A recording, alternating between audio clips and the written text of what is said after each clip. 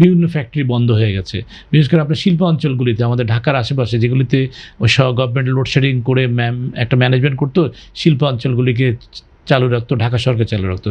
গত এক মাসে তাও গভর্নমেন্ট মানে পাওয়ার যারা সাপ্লাই করে সরকারের সেই সংস্থাগুলি, তারাও সেটাও করতে পারেনি। আমাদের জ্বালানি তেলের সমস্যা বা জ্বালানি সমস্যাটা সমস্যাটা দীর্ঘদিন থেকে আছে বাংলাদেশে। বেসরকারি খাতের বিকাশ যেভাবে হয়েছে, মিল কারখানা যেভাবে তৈরি হয়েছে, আমাদের জ্বালানির সরবরাহটা সেভাবে নিশ্চিত হয়নি। আমরা কখনোই যেটা বলে কোয়ালিটি এনার্জি, সেটা আমরা পাইনি। সবসময় এটা নিয়ে একটা সংকট ছিল। তারপরেও ধরেন যে আপনি 90 দশক থেকে যেটা শুরু হলো যে আমাদের গ্যাস নির্ভর শিল্প, যে আমরা প্রাকৃতিক গ্যাস উত্তোলন করব, এবং একটা সময় তো এমনও ভাবনা ছিল যে আমরা ওদের গ্যাস রপ্তানিও করতে পারি, বাংলাদেশে এমন একটা ভাবনা ছিল। এবং এটাকে কেন্দ্র করে বেশ একটা রাজনৈতিক আন্দোলনও হয়ে গেছে যে কে গ্যাস রপ্তানি করবে। সেই চিত্রটাই পুরোপুরি পাল্টে গেছে। এখন আমরা আমদানি নির্ভর দেশ হয়ে গেছি জ্বালানিতে। আমাদের গ্যাস এখন আমদানি করতে হয়। আপনি গত প্রায় 15-20 দিনের যদি হিসাব করেন, আপনি সবচেয়ে কঠিন সমস্যার মধ্য দিয়ে আমরা এখন যাচ্ছি, শিল্প খাত বিশেষ করে। 15-20 দিন বিশেষ করে আমাদের অ্যাভারেজে 30% পাচ্ছে না, গ্যাস নাই, সাপ্লাই লাইন নাই, এনার্জি নাই। এটা লোডশেডিং করে করে করে করে তারা গভর্নমেন্ট ম্যানেজ করছে। সব মশার বিরুদ্ধে সুরক্ষা দিতে এলো বসুন্ধরা এক্সট্রিম অ্যারোসল, মশার বিরুদ্ধে এক্সট্রিম সুরক্ষা। গতকালকে সর্বোচ্চ লোডশেডিং হয়েছে প্রায় 3,500 মেগাওয়াট। আমাদের যেখানে 15,000 মেগাওয়াট থেকে 17,000 মেগাওয়াট আমাদের পার ডে রিকোয়ারমেন্ট তৈরি হয়, সেখানে ধরেন আপনি 3,500 মেগাওয়াটই আপনার উৎপাদন করতে পারেন, লোডশেডিং করতে হয়েছে। অর্থাৎ কি 30% আপনার যা রিকোয়ারমেন্ট ছিল তার আপনি উৎপাদন করতে পারেন নাই। এখন স্বাভাবিকভাবে লোডশেডিং হয়েছে।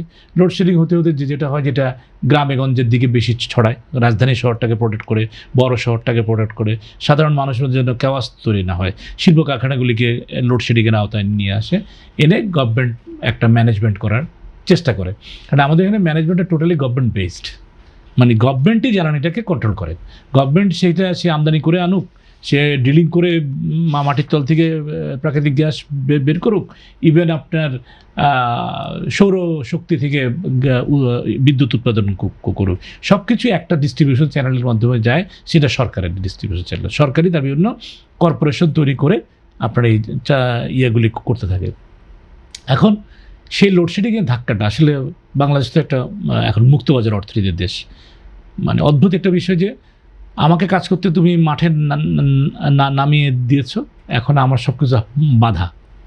আমি জ্বালানি কিনতে হলে তোমার কাছ থেকে কিনতে হবে, এছাড়া কোনো চয়েস নাই, পথ নাই, চালাতে পারছি না আমার শিল্প। এই জায়গাগুলিতে একটা সংস্কার আসার দরকার আর কি। তা আমাদের জ্বালানি মিক্সটাতেই সংকট আছে, এবং গত 15 দিনে আমরা এটা সবচেয়ে বেশি এক্সপিরিয়েন্স করেছি। আপনি 15-20 দিন, এক মাস, অনেক দিন ধরেই চলছে। গত 15-20 দিনের মধ্যে সবচেয়ে ক্রাইসিসটা অনেক বেশি সামনে চলে আসছে। বিভিন্ন ফ্যাক্টরি বন্ধ হয়ে গেছে। বিশেষ করে আপনার শিল্প অঞ্চলগুলিতে, আমাদের ঢাকার আশেপাশে যেগুলিতে ওই গভর্নমেন্ট লোডশেডিং করে একটা ম্যানেজমেন্ট করতো, শিল্প অঞ্চলগুলিকে চালু রাখতো, ঢাকা সরকার চালু রাখতো। গত এক মাসে তাও গভর্নমেন্ট মানে পাওয়ার যারা সাপ্লাই করে সরকারের সেই সংস্থাগুলি, তারাও সেটাও করতে পারেনি। এখন তাতে যেটা হলো যে আপনার এনার্জি নাই, বিদ্যুৎ আসছে না, ফ্যাক্টরি বন্ধ হয়ে যাচ্ছে। আমি যে বাজারে গিয়ে পেট্রোল পাম্প থেকে তেল কিনে আনবো, সেটাও আমি আবার করতে পারছি না, কারণ তেল হলে আবার সে আবার রেশনিং করাচ্ছি, চিন্তা করতেছে। প্যানিকড মানে ওই যে না, এখন মানে আগে ছিল অফিসিয়ালি। এখন যখন আপনি রিকোয়ারমেন্টটা অনেক বেশি বাড়তেছে, তখন পাম্পগুলি তাদের লোকজন তারা চিন্তা করতেছে যে আমি একটু বেশি কিছু নিতে পারে কিনা। কারণ আমাদের এখানে হচ্ছে কি সবগুলো একটা জায়গায় কেন্দ্র করা, আপনি কিছু করার নেই, কোনো চয়েস নেই আপনার সামনে যে আপনি তেল এনে আপনার কাছ মতো করে আপনি যে আপনার ফ্যাক্টরি চালাবেন, তা তো করা সম্ভব না। তো তখন সেই সাপ্লাইও তাদের কাছে থাকে না। আবার ওরা তখন বলে যে আমার তো এত সাপ্লাই আসে নাই, যে কিছুক্ষণ পরে দেখা গেলো যে ওরে 5-10 টাকা যখন প্রতি লিটারে যদি ওরে বাড়তি দেওয়া হয়, ও ঠিকই আমাকে 500 লিটার তেল দিয়ে দিচ্ছে। গত 1-1.5 মাস কিন্তু কঠিনতম অবস্থার মধ্য দিয়ে আমরা আছি, এবং এখনও সেটা চলছে। এবং এটা কখন যে এটা কীভাবে যেটা শেষ হবে আমরা জানি না। আসার বিষয় যে এই যেই এলএনজির যে নষ্ট হয়ে গিয়েছিল, সেটা গতকালকে শুনলাম যে তারা আবার কাজ করা শুরু করেছে। এখন তারা যে কাজটা করে, তারা প্রায় 300 কোটি কিউবিক মিটার আপনার ওরা সাপ্লাই করে।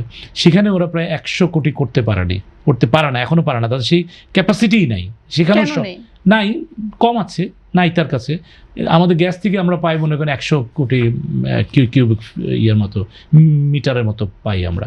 তো দুটো মিলে আমাদের স্বাভাবিকভাবে এই মুহূর্তেই গ্যাপই আছে 100 কোটি কিউবিক মিটার।